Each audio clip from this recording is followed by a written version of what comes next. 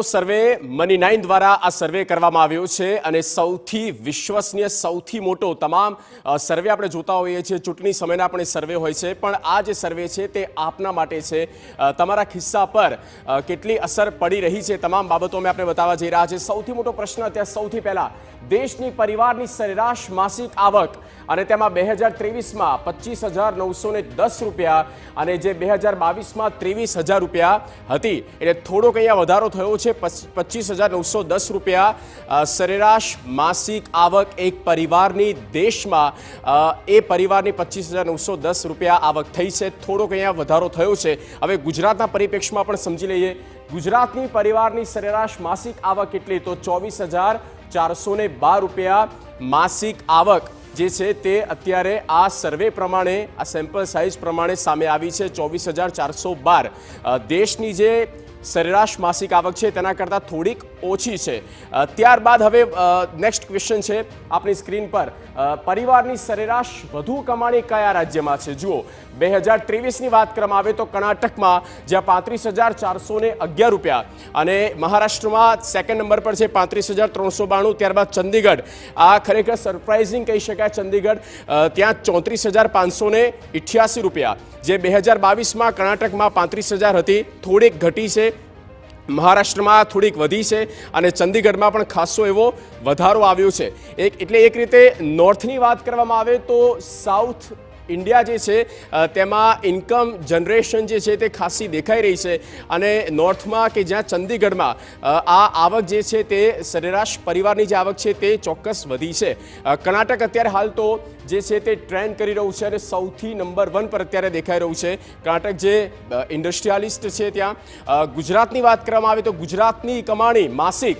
24,412 રૂપિયા અને દેશની કમાણી 25,910 અને ગુજરાત આ ખરેખર એક ચિંતાનો વિષય છે કારણ કે ગુજરાત 12મા નંબરે છે ગુજરાતની કમાણી દેશના પરિપ્રેક્ષ્યમાં જોવામાં આવે તો ગુજરાત 12મા નંબરે છે 24,412 રૂપિયા એક પરિવાર મહિને કમાવે છે અને પરિવારના સભ્યો 4 કે તેથી વધુ હોય છે અને એ માસિક જે આવક છે તે 24,412 અને આ ખરેખર ચિંતાનો વિષય છે 12મો નંબર છે ગુજરાતનો અને હવે દેશમાં કેટલા પરિવાર ઘર ચાલે એટલું પણ નથી કમાતા તેવામાં નથી કમાતા તે 7% છે અને કમાય છે તેવા 93% લોકો એવા જે છે કે જેઓ તેમના પરિવારનું ગુજરાન ચલાવે છે 2 ટંકનું ભોજન તેમને મળે છે અને સારી રીતે તેઓ જિંદગી જીવી રહ્યા છે પછી તે કોઈ પણ વર્ગના હોય પણ નથી કમાવતા એવા 7% લોકો છે આ ચિંતાનો વિષય છે 1% હોય તો એની પણ ચર્ચા થવી જોઈએ પણ 7% લોકો એવા છે કે જેઓ નથી કમાવતા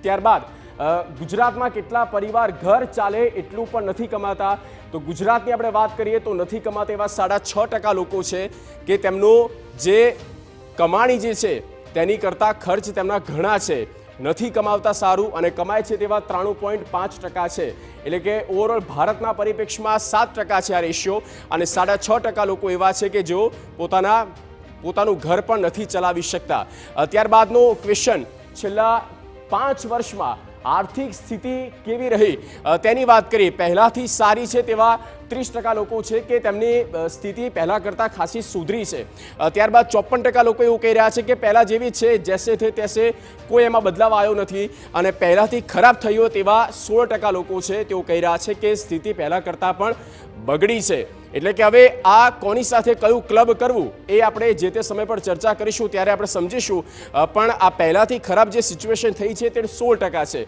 હવે આની પાછળના પણ એ ઘણા બધા પેરામીટર્સ હોય છે શું એ અમીરો માટે પણ લાગુ પડે છે કે માત્ર ને માત્ર ગરીબો માટે એ પણ આપણે વિસ્તારથી સમજીશું પણ અત્યારે હાલમાં 5 વર્ષમાં આર્થિક સ્થિતિ બગડી હોય તો 16% છે 54% લોકો એવા છે અડધાથી વધારે આબાદી એવી છે અને તેઓ કહી રહ્યા છે કે પહેલાં જેવી સ્થિતિ છે કોઈ ખાસ કોઈ એવો બદલાવ આવ્યો નથી અને આ તમામ જે મહત્વપૂર્ણ સવાલ જે મેં આપણે ઉઠાવ્યા આ સર્વે કર્યો અને સર્વેમાં જે રિઝલ્ટ સામે આવ્યું છે અને તેની પર હવે આપણે ચર્ચા પણ કરવા જઈ રહ્યા છીએ મારી સાથે ચર્ચામાં જોડાઈ રહ્યા છે પલકભાઈ પાવાગઢી ભારતીય જનતા પાર્ટીનો પક્ષ રાખશે કોંગ્રેસ પક્ષમાંથી રોહનભાઈ ગુપ્તા આપનું પણ સ્વાગત અને ચાર્ટર્ડ એકાઉન્ટન્ટ મયુરભાઈ મોઢા આપનું પણ સ્વાગત છે TV9 પર સૌથી પહેલાં પલકભાઈ, સવાલ આપને કરવો છે કારણ કે આ કેટલાક પ્રશ્ન આપણે જોયા, આ જે સર્વે આપણે કર્યો છે અને સર્વેમાં જે પરિણામો સામે આવ્યા છે, ચિંતાનો વિષય આપને આમાં શું લાગી રહ્યો છે આ 5 વર્ષ દરમિયાન?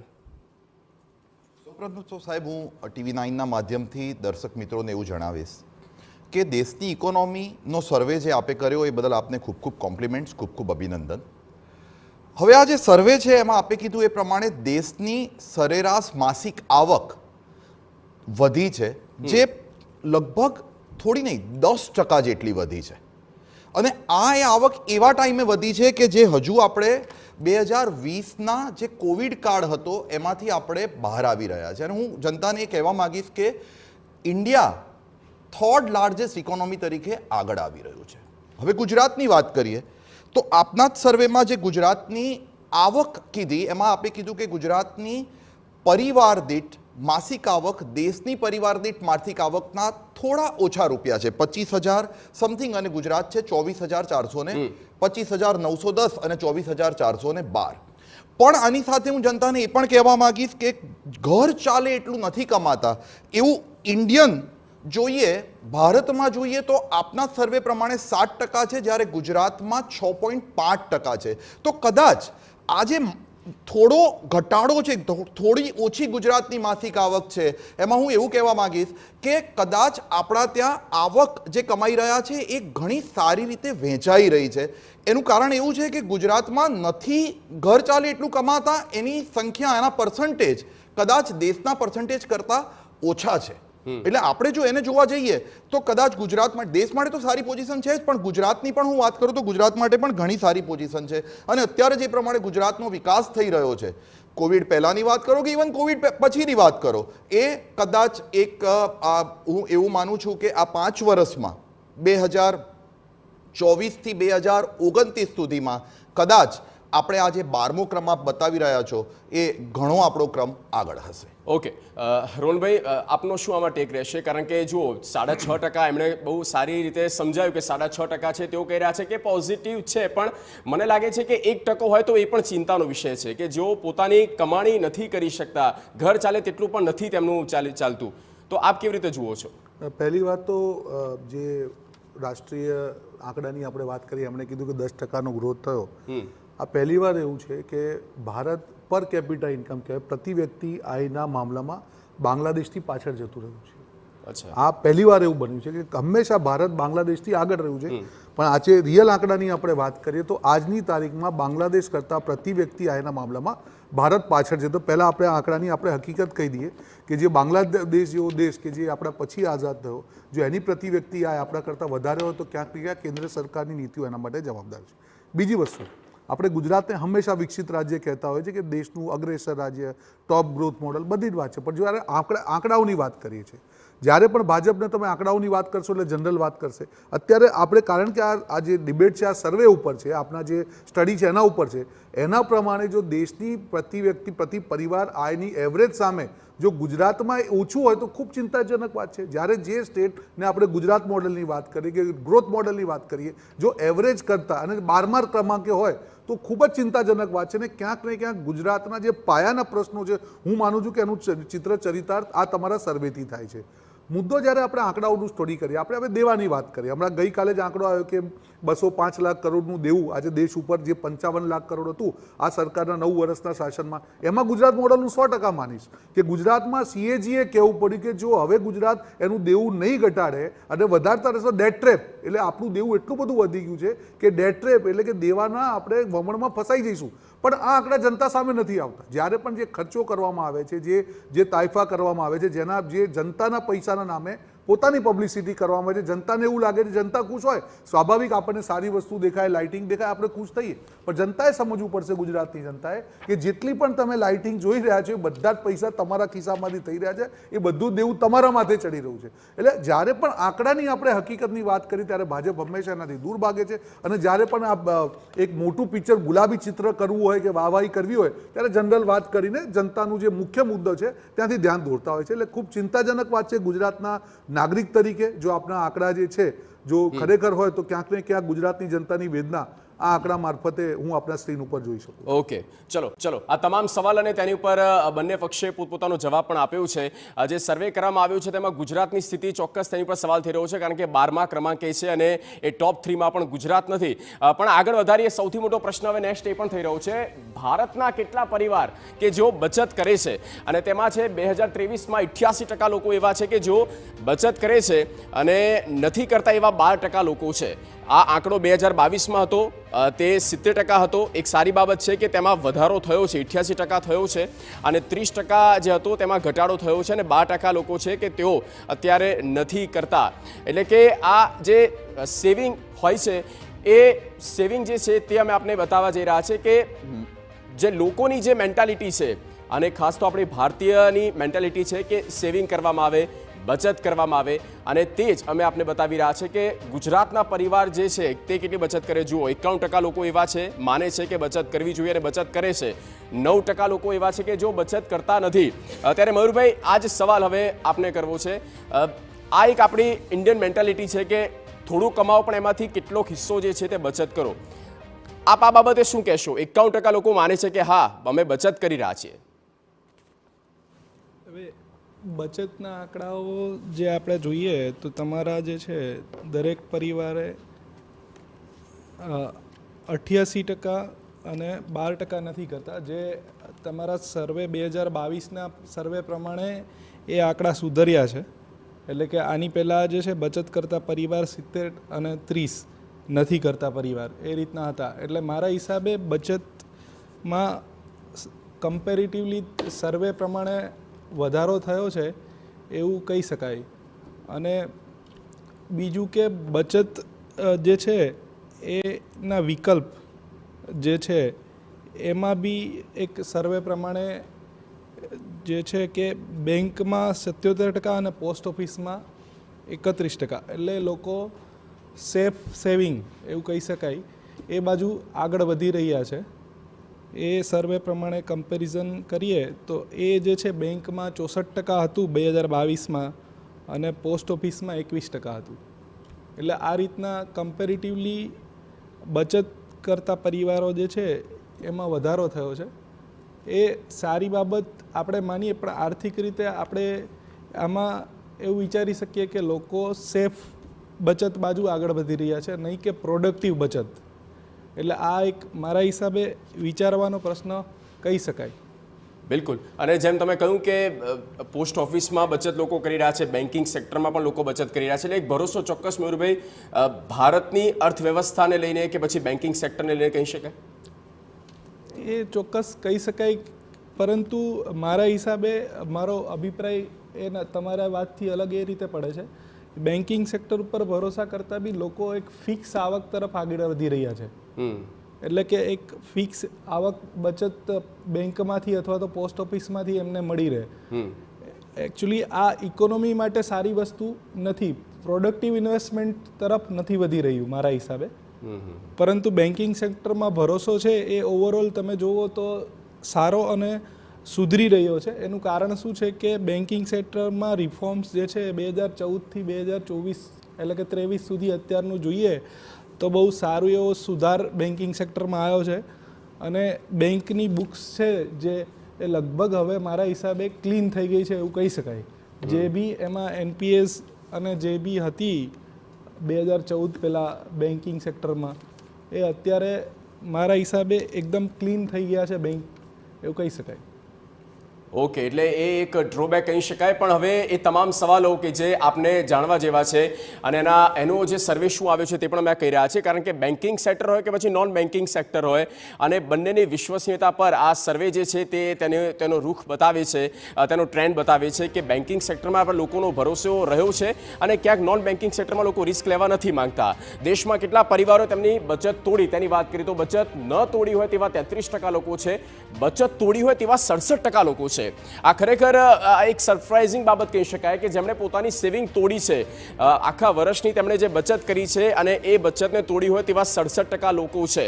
તેની પાછળના કારણો શું હોઈ શકે, કયા કયા સેક્ટરમાં કઈ બાબતોને ધ્યાનમાં રાખીને તેમને બચત તોડવાની ફરજ ઊભી થઈ, તેની પણ આપણે વાત કરીશું. પણ ગુજરાતનો જો આંકડો જોઈ લઈએ તો ગુજરાતમાં બચત ન તોડી હોય તેવા 52% લોકો છે અને બચત તોડી હોય તેવા 48% લોકો છે.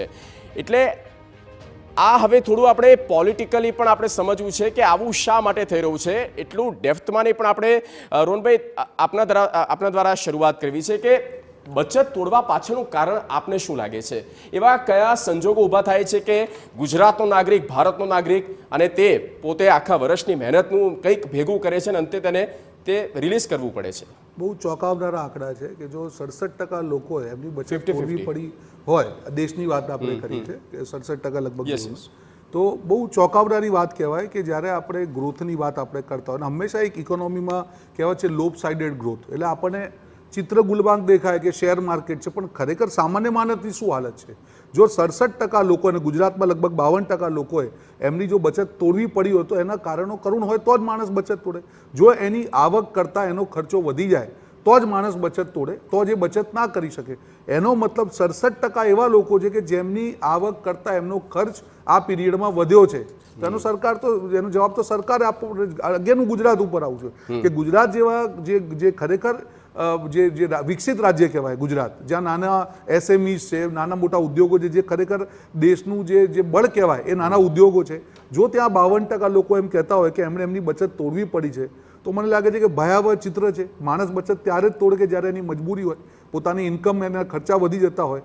એટલે ખરેખર આંકડા ચોંકાવનારા કહેવાય ને. આને જો આપણે આવક સાથે જોડી દઈએ ગુજરાતમાં, કે જે રીતે ગુજરાતની સરેરાશ આવક દેશ કરતાં ઓછી છે અને 52% લોકોએ બચત તોડવી પડી છે, તો આ જ ગુજરાત મોડલની હકીકત છે જે દેશ સામે આવી છે. ઓકે, જવાબ લઈશું, ભાજપ દ્વારા પણ લઈશું, પણ આપણે હજી પણ આમાં થોડી ક્લેરિટી અમે આપને આપવા જઈ રહ્યા છે. હવે સેવિંગ કરીને તે તોડવાની ફરજ ઊભી થઈ તો કઈ બાબતોને ધ્યાનમાં રાખીને કયા સેક્ટરમાં તેમણે બચત તોડી? જુઓ, આખી વિગતો આપની સ્ક્રીન પર છે.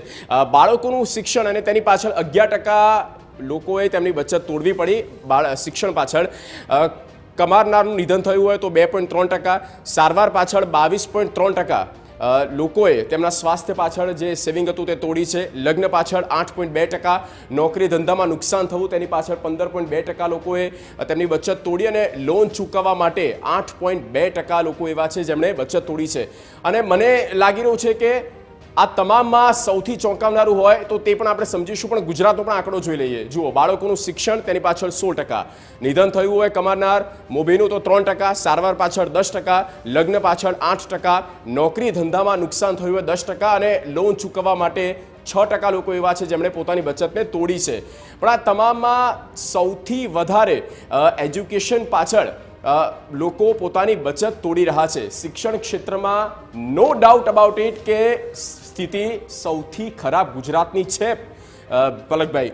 અને મને જ્યારે પર્સનલી મને અત્યારે ફીલ થઈ રહ્યું છે કે સ્વાસ્થ્ય પાછળ આટલો મોટો આંકડો, તો આયુષ્યમાન યોજના, મા કાર્ડ, એ બધું ક્યાં છે પછી?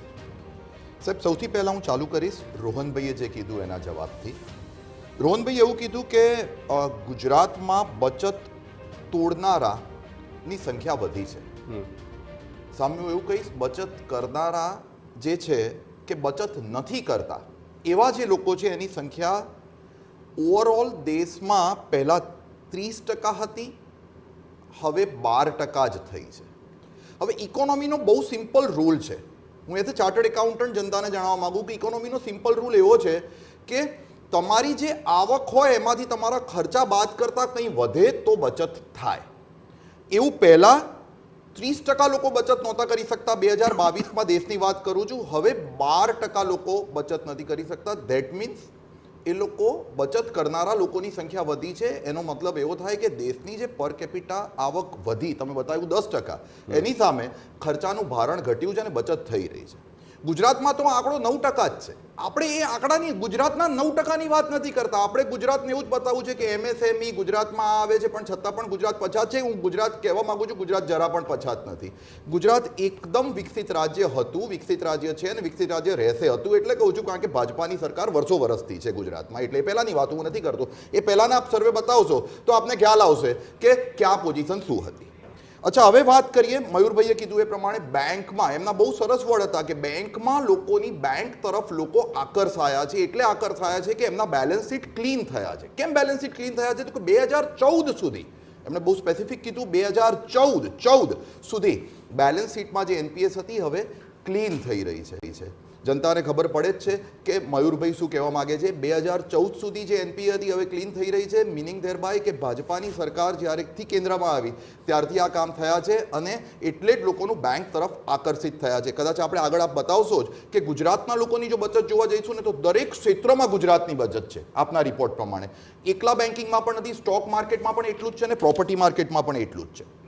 વાત કરીએ બચત તોડવાની, તો બચત તોડનારાની સંખ્યા 48% થઈ છે. હવે બચત તૂટવાના ઘણા બધા કારણો હોઈ શકે. આપે બહુ સરસ સર્વે કર્યો છે, એમાં આપે બહુ સરસ રીતે બતાવ્યું કે આપની જે બચત, જે લોકોની બચત તૂટી રહી છે એમાં એજ્યુકેશન એક બહુ મોટું રીઝન છે અને મેડિકલ એક બહુ મોટું રીઝન છે. આપણે બીજા રીઝનની વાત નથી કરતા, ભાઈ લગ્ન માટે ખર્ચો કર્યો તો એની એક લક્ઝરી હતી એની આપણે વાત નથી કરતા, પણ એજ્યુકેશનની આપણે વાત કરીએ તો સાહેબ આમાં એજ્યુકેશનમાં એવું નથી થઈ રહ્યું કે આ એજ્યુકેશન ખાલી ગુજરાતમાં જ એજ્યુકેશન લઈ રહ્યા છે, ગુજરાતના લોકો એજ્યુકેશન લઈ રહ્યા છે. એજ્યુકેશન એવું પણ હોઈ શકે ગુજરાતમાં પણ હોય, ગુજરાતની બહાર પણ હોય, અબ્રોડ પણ હોય, જે સ્ટડી કરીને અબ્રોડમાં પણ અત્યારે ઘણું બધું ક્રેઝ થઈ રહ્યું છે કે ભાઈ અબ્રોડથી સ્ટડી કરી અને એ લોકો અહીંયા ગુજરાતમાં પણ ગિફ્ટ સિટી અને બીજા ઘણા માધ્યમથી આઉટસોર્સિંગની બધી ઘણી બધી સુવિધાઓ વધી રહી છે, તો એના માટે કરી શકતા હોય.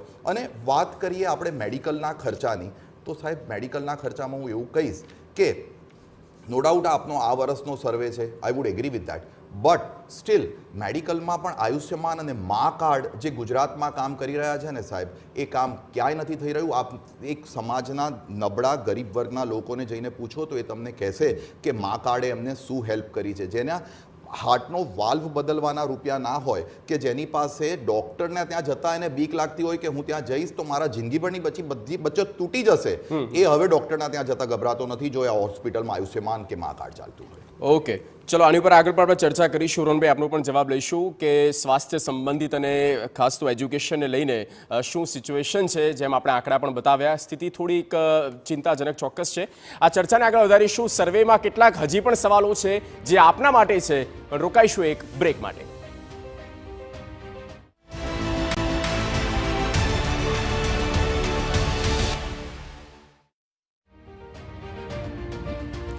ત્યારે દેશના ખિસ્સાનો સર્વે 2023માં આપનું પુનઃ સ્વાગત. અને આપણે ચર્ચાને આગળ વધારીએ. તમામ સવાલો જે આપને લગતા છે, આપના ખિસ્સાને લગતા છે, તે આપણે કરી રહ્યા છીએ. અને બ્રેક પર જતાં પહેલાં મયુરભાઈ, આપણે જે ચર્ચા કરી રહ્યા હતા તેને આગળ વધારવી છે. જે આંકડા આપણે જોયા, સર્વે જે સામે આવ્યું છે તેમાં એક તો એજ્યુકેશન અને બીજું મેડિકલ, આ બંનેનું ઇન્ફ્લેટરી જે રેટ છે તે વિશે આપ શું કહેશો? કેટલી આ ચિંતાજનક બાબત? હવે એમાં છે ને, આપણે જે એજ્યુકેશન ઉપર મારો અભિપ્રાય એવો છે કે એજ્યુકેશનના એક્સપેન્સીસ જે છે એ વધ્યા છે એવું સર્વે પ્રમાણે છે. ઓવરઓલ ભારતમાં બચત જે તોડનાર છે લોકો 11% છે, જ્યારે ગુજરાતમાં 16% છે. એટલે અને મેડિકલમાં જે છે એ 22% છે ઓવરઓલ ભારતમાં, અને ગુજરાતમાં 10% છે. એટલે આમાં હું જે છે એ મારો ઇન્ડિપેન્ડન્ટ અભિપ્રાય એવો આપીશ કે એજ્યુકેશનની બાબતમાં એક્સપેન્સીસ ખરેખર ગુજરાતમાં વધારે છે અને એના ઉપર સરકારનો કોઈ જ કંટ્રોલ નથી. જ્યારે મેડિકલની બાબતમાં હું એગ્રી થઈશ કે મેડિકલ ટ્રીટમેન્ટ આપણે ત્યાં સૌથી સારામાં સારી છે, અને મા કાર્ડ અને આયુષ્માન કાર્ડનો ઉપયોગ કરનારો વર્ગ બી ધીમે ધીમે વધી રહ્યો છે. અને ધીમે ધીમે એ બાબતમાં સરકાર જે છે ટ્રાન્સપરન્ટ સિસ્ટમ અને ઓનલાઈન સિસ્ટમ લાવી રહી છે. પરંતુ ખરેખર એજ્યુકેશનની બાબતમાં સરકારે ભાર દઈ અને વિચારવાની જરૂર છે, કેમ કે એજ્યુકેશનના એક્સપેન્સ એટલા બધા વધી રહ્યા છે કે એની કોઈ લિમિટ નથી. જ્યારે મેં સીએનો અભ્યાસ કર્યો તો આખો સીએનો અભ્યાસ જે છે 1 લાખ રૂપિયામાં સંપૂર્ણ પતી ગયો. જ્યારે અત્યારે જે છે એ બાળક જે છે પહેલાં ધોરણમાં કોઈ ઇન્ટરનેશનલ સ્કૂલમાં બેસાડવામાં આવે તો 1 થી 20 એ ભણે, એટલે કે 1 થી 20 આંકડા સુધી એની ફી 1 લાખ રૂપિયા છે, જે કમ્પેરેટિવલી બહુ વધારે છે.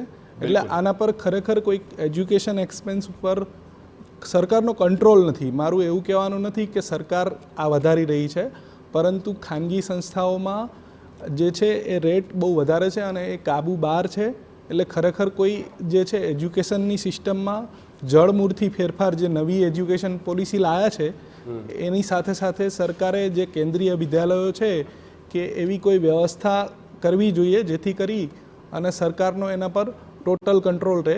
કેમ કે આપણે જે વેલફેર સ્ટેટ વિશે વિચારી રહ્યા છે, આજે મેં 2-3 દિવસથી કહી શકાય કે અઠવાડિયાથી અટલ પેન્શન યોજનાની એક નાની જાહેરાત આવી રહી છે વડાપ્રધાનના શબ્દોમાં કે એમાં એમણે જાહેરાત કરી ત્યારથી આટલા લોકોએ એનરોલ થયા છે અને બાકી લોકો એનરોલ થાવ તો ભવિષ્યમાં જે છે એ પેન્શન યોજના સરકાર ચાલુ કરશે એવું કહી શકાય. તો આ રીતના ફ્રી એજ્યુકેશન, કેમ કે એજ્યુકેશન રાઇટ દરેકને ફ્રી હોવો જોઈએ, તો એ બાબતમાં સરકારે ગંભીર રીતે વિચાર કરી અને એ બાબતમાં થોડો ભાર મૂકવાની જરૂર છે. એટલે કે મેડિકલમાં ચલો સ્થિતિ સુધરી હોય, આપણે સીએ જે કહી રહ્યા છે મયુરભાઈ દ્વારા આપણે સમજીએ, પણ સ્થિતિ જે છે તે બગડી છે એ એજ્યુકેશનમાં છે. મા બાપની ચિંતા એટલા માટે જ રહે છે કે બાળકની પાછળ ફીના ખર્ચા ઘણા હાઈ છે ગુજરાતમાં. ચર્ચાને આગળ વધારીશું પણ તે પહેલાં એક નાનકડું બ્રેક. તો દેશના ખિસ્સાનો સર્વે આપણે કરી રહ્યા છીએ અને તમામ સવાલો એવા છે કે જે આપના સુધી અને આપને એ તમામ સમસ્યાઓ નડી રહી છે.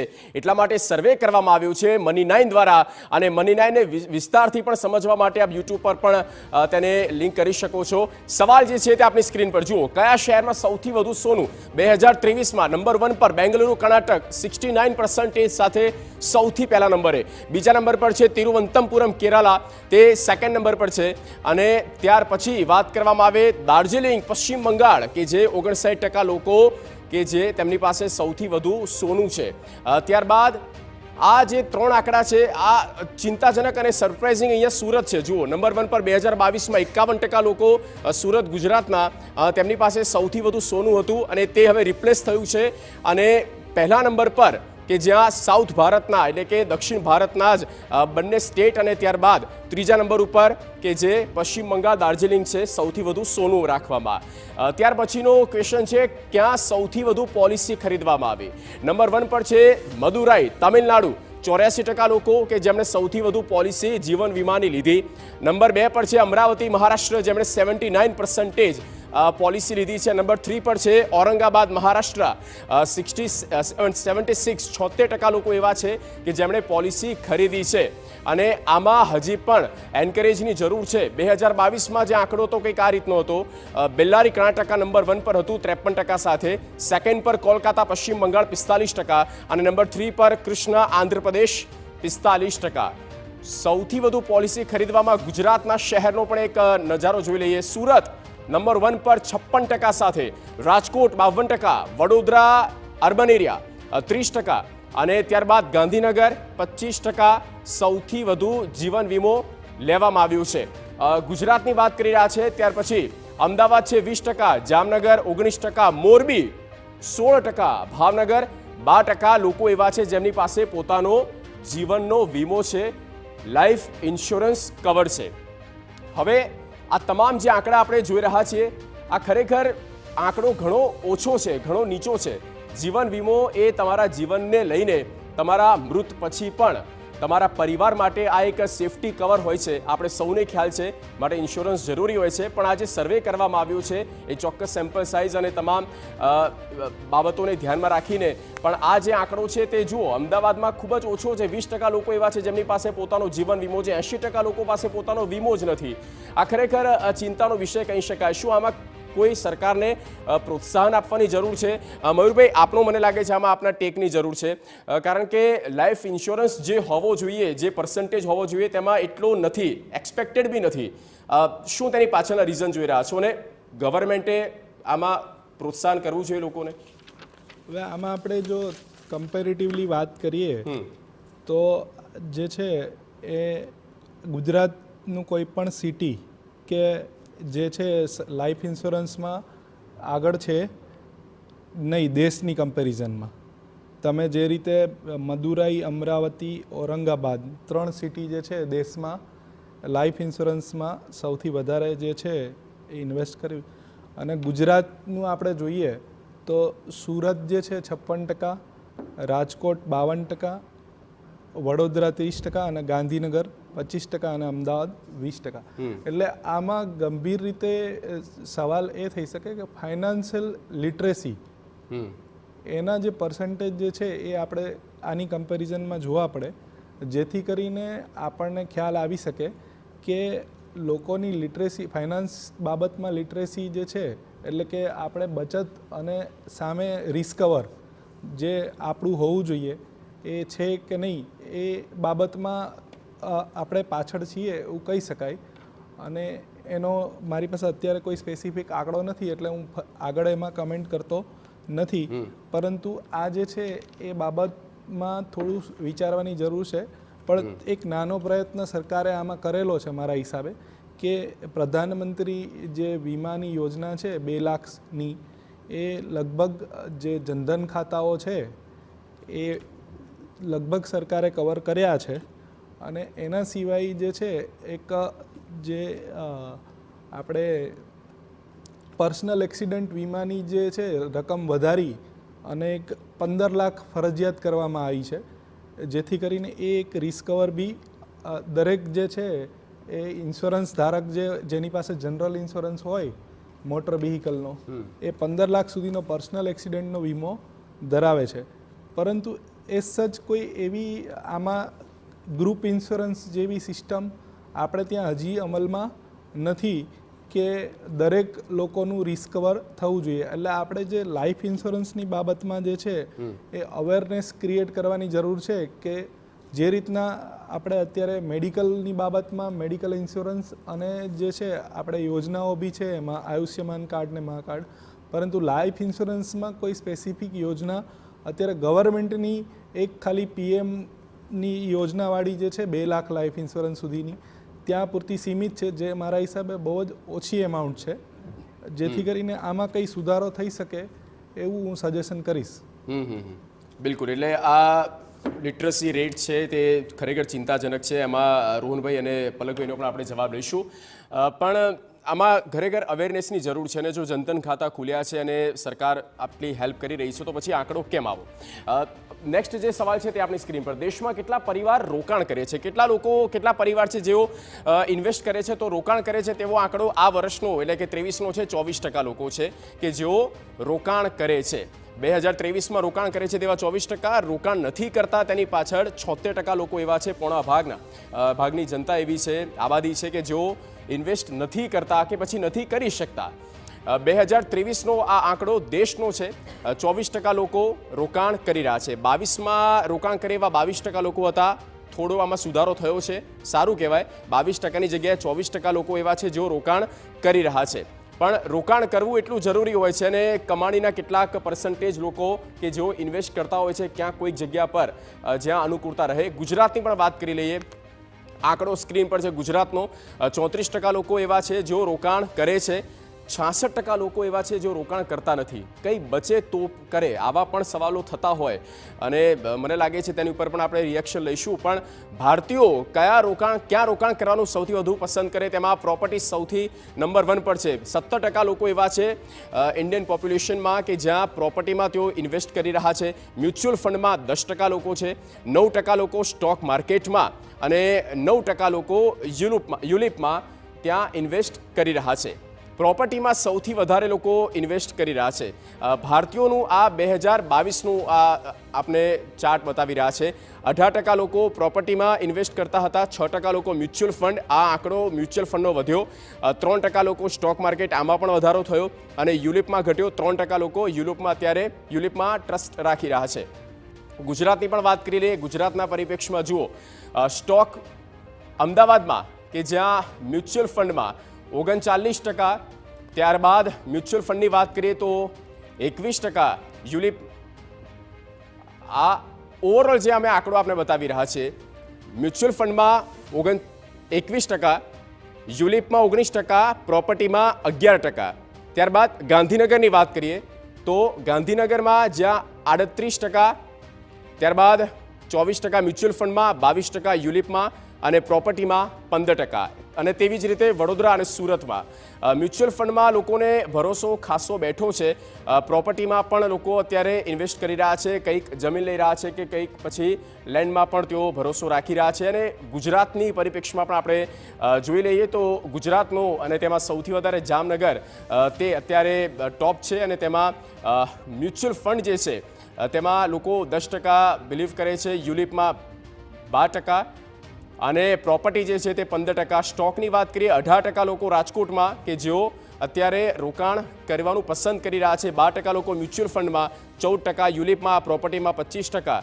અને મોરબીની આપણે વાત કરીએ તો 24% લોકો કે જેઓ પ્રોપર્ટીમાં અત્યારે ઇન્વેસ્ટ કરી રહ્યા છે.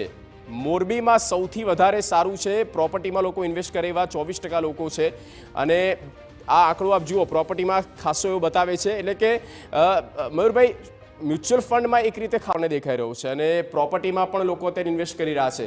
આની ઉપર આપનું પહેલું ટેક. હવે આપણે ઓવરઓલ પ્રોપર્ટીની વાત કરીએ તો પ્રોપર્ટીના પ્રાઇઝિંગ જે છે એ ધીમે ધીમે રાઇઝ થઈ રહ્યા છે.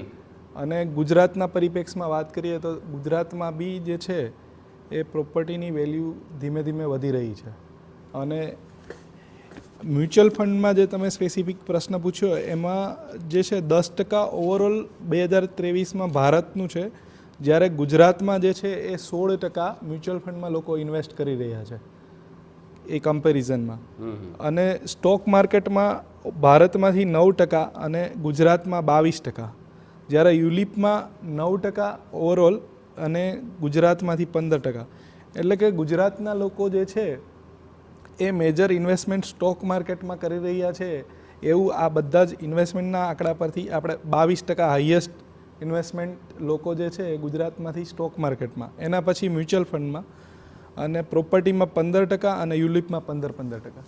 હવે આનું મેજર કારણ એવું બી આમાંથી તારવી શકાય કે લોકો જે છે એ ઇન્વેસ્ટમેન્ટ મ્યુચ્યુઅલ ફંડ અને સ્ટોક માર્કેટમાં કરી રહ્યા છે કેમ કે એમને પ્રોપર્ટી માર્કેટ જે છે એના કરતાં વધારે બેનિફિટ આમાં અને લિક્વિડ ફંડ મળી રહ્યા છે એવું તારણ બી એક કાઢી શકાય. અને બીજું કે જે છે સ્ટોક માર્કેટમાં છેલ્લા તમે કોવિડ પછીના કાળથી જુઓ તો ઇન્વેસ્ટમેન્ટ કમ્પેરેટિવલી એની પહેલાંના વર્ષો કરતાં વધી રહ્યું છે. એટલે કે લોકો સ્ટોક માર્કેટમાં બી ઇન્વેસ્ટમેન્ટ વધારે કરતા થયા છે. એટલે એમાં બી ઓવરઓલ તમે દેશની કમ્પેરિઝનમાં વધારો થયો છે એવું કહી શકાય. પણ સ્પેસિફિક આમાં કંઈ ગવર્મેન્ટનો રોલ હોય એવું હું કહેવા માગતો નથી. લોકોની લિટરેસી અને અન્ડરસ્ટેન્ડિંગ લેવલ ધીમે ધીમે વધી રહ્યું છે, જેથી કરીને લોકો જે છે ઇન્વેસ્ટમેન્ટ કયા જગ્યાએ કરવું એ સ્પેસિફિક વિચારી અને એ પ્રમાણે ઇન્વેસ્ટમેન્ટ કરી રહ્યા છે. બિલકુલ બિલકુલ. પણ એ જ સવાલ મારે પલકભાઈ આપને કરવો છે કે જે પ્રકારે મયુરભાઈએ કીધું કે ઇન્વેસ્ટમેન્ટ આ રીતનું જો વધ્યું છે મ્યુચ્યુઅલ ફંડમાં, સ્ટોકમાં તો કરી રહ્યા છે, તો એનાથી આપ શું જોઈ રહ્યા છો? દેશની ઇકોનોમીમાં, દેશની જીડીપીમાં તે કેવી રીતે સરપ્લસ થઈ શકે છે? ફાયદો શું આપને દેખાય છે? સૌથી પહેલાં તો હું એવું કહીશ કે સાહેબ, રોકાણ કરવું એકદમ નોન પોલિટિકલી દરેક માટે બહુ જ જરૂરી છે.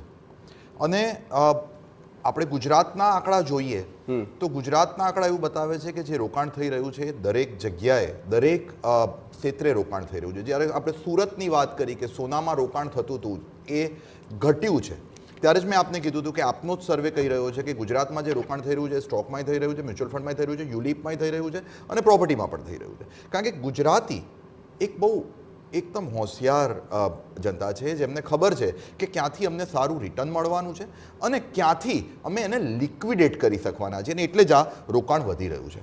હું એવું પણ અહીંયા જણાવવા માગીશ કે ગુજરાતમાં જે રોકાણના આંકડા છે એ દેશ કરતાં ઘણા સારા છે. અને તેના લીધે ધારો કે મ્યુચ્યુઅલ ફંડ છે, સ્ટોક માર્કેટ છે, તો એની દેશની ઇકોનોમી ઉપર કે ગુજરાતની ઇકોનોમી ઉપર ઘણી સારી અસર પડશે. આપના આંકડા ચોક્કસ મ્યુચ્યુઅલ ફંડ હશે કે યુલિપ હશે કે સ્ટોક હશે તો એ પબ્લિક કંપનીના જ આંકડા હશે જે સ્ટોક માર્કેટમાં ઇન્વેસ્ટ કરતા હશે. પણ હું અહીંયા એ પણ જનતાને જણાવવા માગું છું કે ઘણા બધા ઇન્વેસ્ટર્સ અત્યારે પોતાના પૈસા પ્રાઇવેટ ઇક્વિટીના ફોર્મમાં, પ્રાઇવેટ લિમિટેડ કંપનીમાં પણ ઇન્વેસ્ટ કરી રહ્યા છે, જેમાંથી અમને ઘણું સારું અત્યારે રિટર્ન મળી રહ્યું છે, એ આપણા હોય કે ફોરેનના હોય. ઓકે, પણ ચિંતાનો વિષય એ પણ છે કે 66થી 68% લોકો એવા છે જેઓ ઇન્વેસ્ટ કરતા જ નથી. તેની પણ આપણે ચર્ચા કરીશું અને અરુણભાઈ આપની પાસે પણ આવીશ, પણ તે પહેલાં એક શોર્ટ બ્રેક.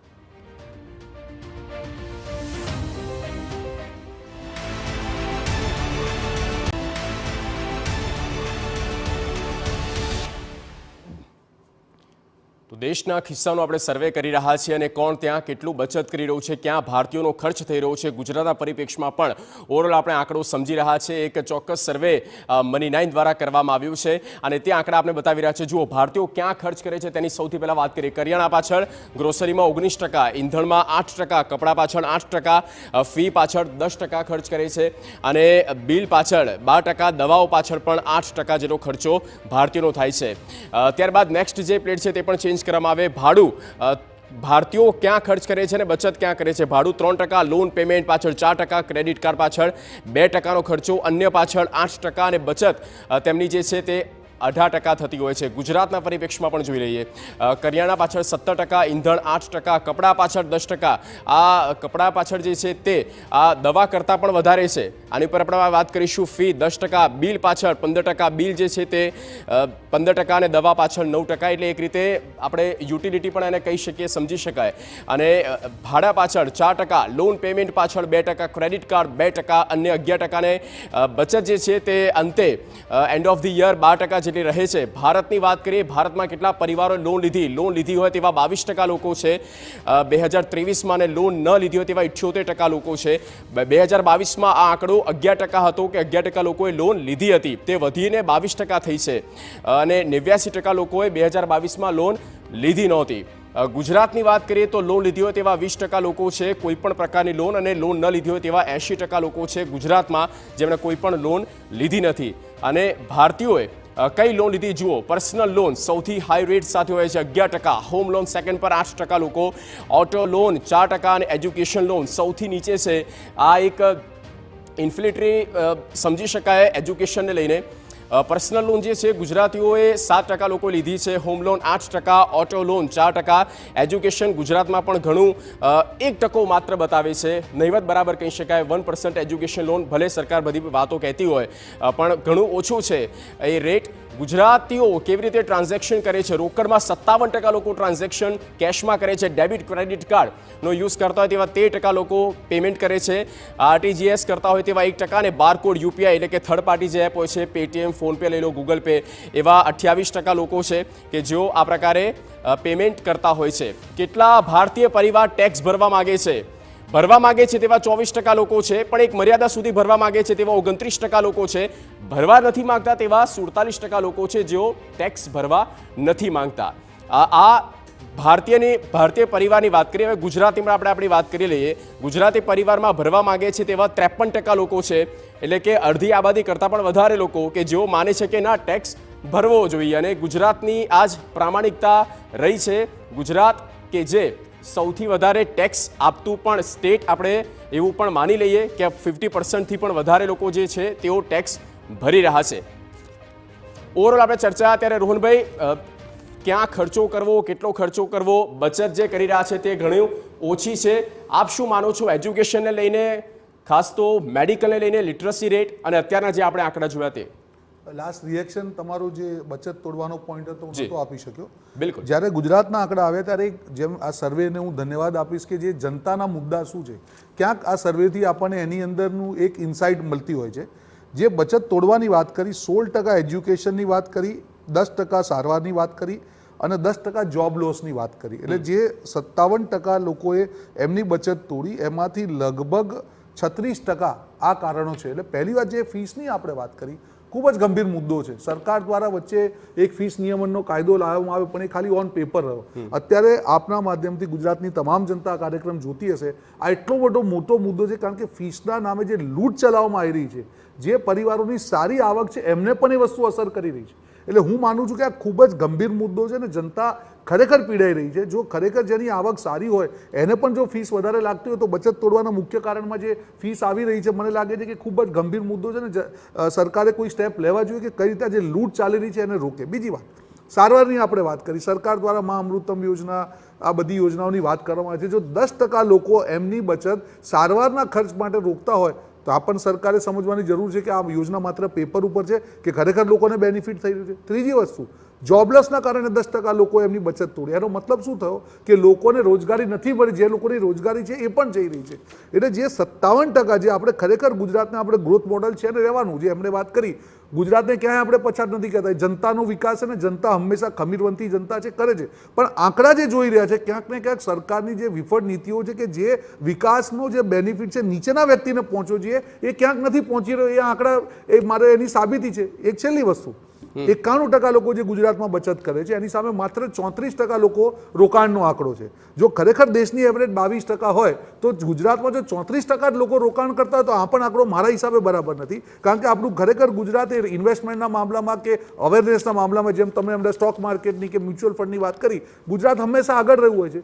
જ્યારે આપણે લાઈફ ઇન્સ્યોરન્સ પોલિસીની વાત કરીએ છીએ તો ઇન્વેસ્ટેબલ ઇન્કમ, બે વસ્તુ છે કે ભાઈ એ ખરેખર એની જોડે એટલા પૈસા છે કે રોકાણ કરી શકે, અને બીજી વસ્તુ છે અવેરનેસ. એટલે આ બધા આંકડાને આપણે જો જોઈને જોઈએ તો હું એક સાર ઉપર આવીશ કે જે રીતે ગુલાબી ચિત્ર ગુજરાતનું બતાવવામાં આવી રહ્યું છે, ખરેખર જે ગંભીર મુદ્દા છે એ ફીસનો મુદ્દો છે, એને આપણે મોંઘવારી સાથે જોડી શકીએ, બેરોજગારી સાથે જોડી શકીએ, સારવારનો ખર્ચ.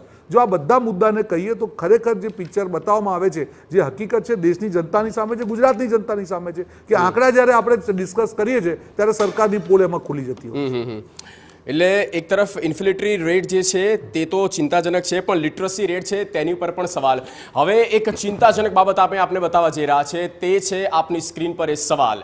કેટલા ભારતીય પરિવારોને નોકરી જવાનો ડર, ઘણો વધારે ડર હોય તેવા 24% લોકો છે, અને ડર છે તેવા 56% લોકો માની રહ્યા છે, અડધી આબાદી કરતાં પણ વધારે, કે હા નોકરીનો કંઈ ભરોસો નથી, નોકરી ગમે ત્યારે જઈ શકે, ડર નથી, તેવા લોકો છે 20%.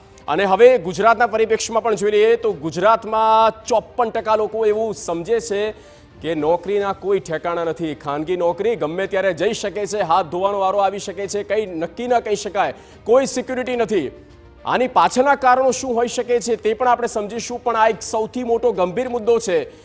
54% લોકો એવું માને છે કે નોકરી જઈ શકે છે.